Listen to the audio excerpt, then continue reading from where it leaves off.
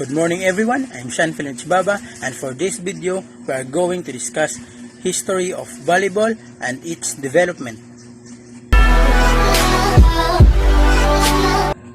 William G. Morgan.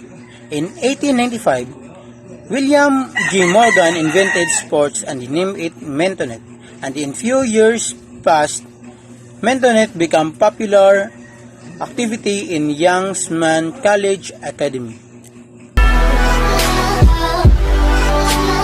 In making the ball, William G. Morgan asked A.J. Spalding Ambrose to develop a ball that could be easily bat back and forth.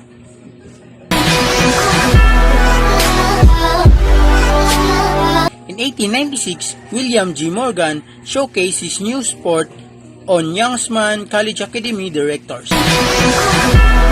In 1913, first Far Eastern Games, volleyball is played by 16 players.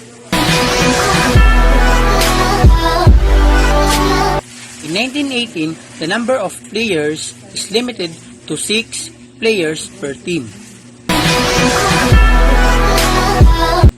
In 1922, each of team can only hit 3 times.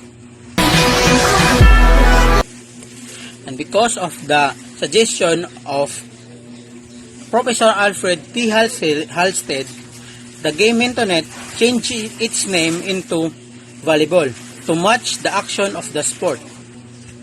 Volleyball spread to Canada and then around the world.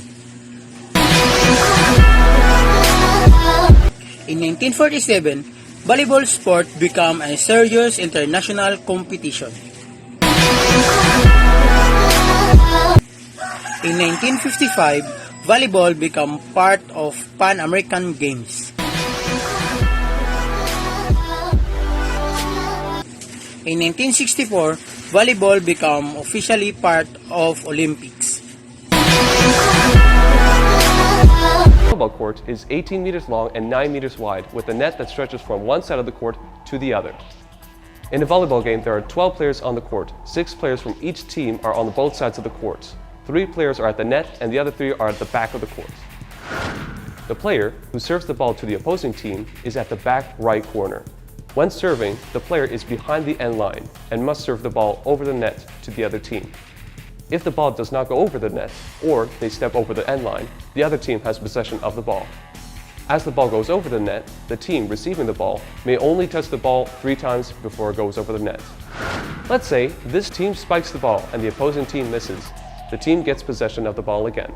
But the players rotate clockwise. The player served last time moves to their left, and the player who was the opposite hitter moves down, and they serve the ball. In order for a team to get a point, the opposite team either doesn't get the ball over the net, or the ball comes in contact with the floor on their side, or they hit the ball and it lands outside the court.